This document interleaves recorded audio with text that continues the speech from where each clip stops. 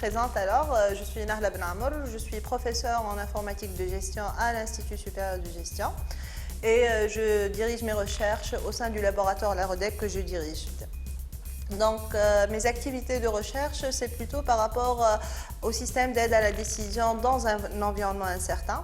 Donc je travaille sur des techniques telles que les réseaux bayésiens, telles que la classification, telles que des modèles d'optimisation également. Un sujet sur lequel je travaille concerne les systèmes de recommandation. Je vais citer Amazon comme système qui est à peu près connu par tout le monde. Donc nous on sait que ces systèmes-là proposent souvent, recommandent souvent des produits aux utilisateurs suite à une première interaction.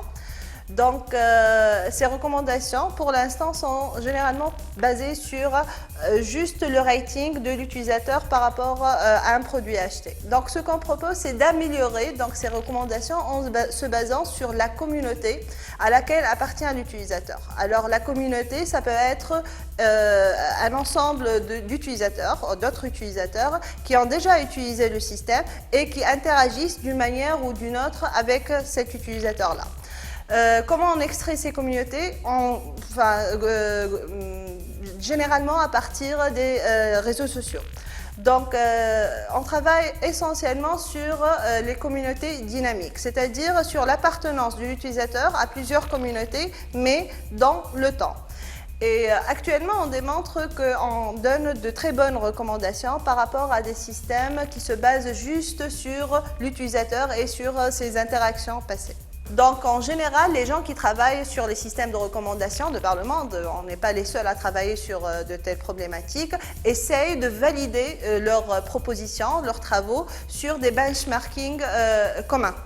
Et donc par exemple, pour les systèmes de recommandation, on a une base de données qui s'appelle Movie et qui est open, donc en open source. Et cette base nous permet d'avoir par exemple une vue sur le comportement des utilisateurs sur plusieurs slices de temps.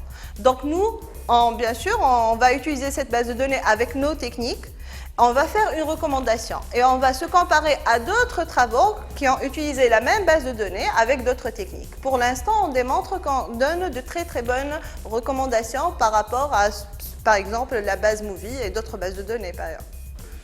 Donc l'intérêt d'un tel système, d'un tel travail, c'est de cibler les clients, de leur proposer quelque chose qui leur ressemble, qui pourrait vraiment les intéresser et se basant sur leur communauté, sur leur activité et leur communauté.